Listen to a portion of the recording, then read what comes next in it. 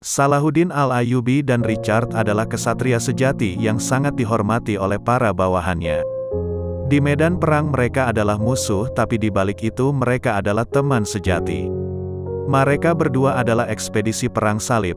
Raja Richard pernah mengatakan, "Saya lebih rela Yerusalem dipimpin oleh seorang muslim yang bijaksana dan berjiwa ksatria, daripada kota suci tersebut jatuh ke tangan para orang Eropa yang hanya mengejar kekayaan."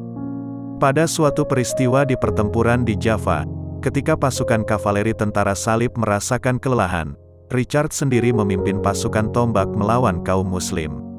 Salahuddin nyaris berada di sisinya dengan penuh kekaguman. Saat dia melihat kuda Richard terjatuh di bawahnya, seketika itu pula Sultan mengirimkan tukang kudanya ke medan pertempuran, dengan 2 ekor kuda yang masih segar untuk Raja Inggris yang berani tersebut. Ada juga dikisahkan mengenai Raja Richard yang memasuki Yerusalem dengan menyamar, dan makan bersama Salahuddin. Mereka benar-benar saling bersikap ramah. Dalam rangkaian perbincangan, Richard bertanya kepada Sultan tentang bagaimana pandangannya mengenai Raja Inggris. Salahuddin menjawab, bahwa Richard lebih mengunggulinya dalam sifat keberaniannya sebagai seorang ksatria, tapi kadang-kadang dia cenderung menyia-nyiakan sifatnya ini, dan terlalu gegabah dalam pertempuran. Sedangkan menurut Richard, Salahuddin terlalu moderat dalam memperkuat nilai-nilai keksatriaan, bahkan dalam pertempuran. Suatu ketika ada salah satu panglima perang Salahuddin memberontak, Richard membunuhnya dan menyerahkan kepalanya pada Salahuddin, serta berkata, "Aku tidak ingin orang ini mengacaukan permainan kecil kita." Pernah dalam suatu pertempuran, Richard melihat bahwa pedang Salahuddin tumpul, dan dia menghentikan perang pada hari itu juga, untuk memberikan kesempatan agar Salahuddin mengasah pedangnya. Suatu hari, Richard sakit keras. Mendengar kabar tersebut, Salahuddin mengirimkan dokter terbaiknya untuk mengobati Richard.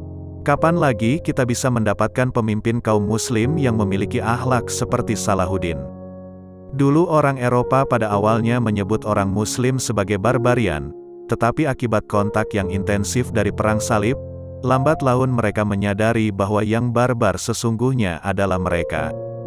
Jika dilihat dari tingginya peradaban budaya dan ilmu kaum muslimin saat itu, waktu terpaksa harus berpartisipasi dalam perang salib, Frederick II berhasil merebut Yerusalem, Bethlehem dan Nazaret tanpa meneteskan setitik darah pun. Walaupun sebenarnya dia cuma menyewa ketiga kota tersebut dari sahabatnya Sultan Malik dari Mesir. Pasukan Arab lebih sering mengalami kekalahan, karena mereka terpancing melakukan serangan terbuka melawan kavaleri berat Eropa.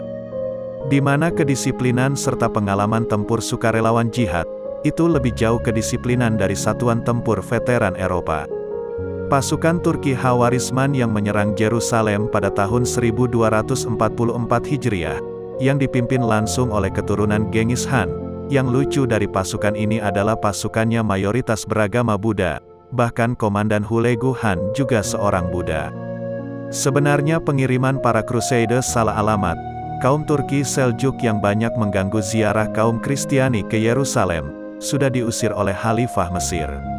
Akan tetapi lamanya perjalanan serta miskinnya informasi, membuat pemimpin Crusader tidak mendengar pergantian kekuasaan di Yerusalem. Sekian itulah kisah persahabatan yang tidak memandang perbedaan di medan perang. Semoga bermanfaat bagi kita semua.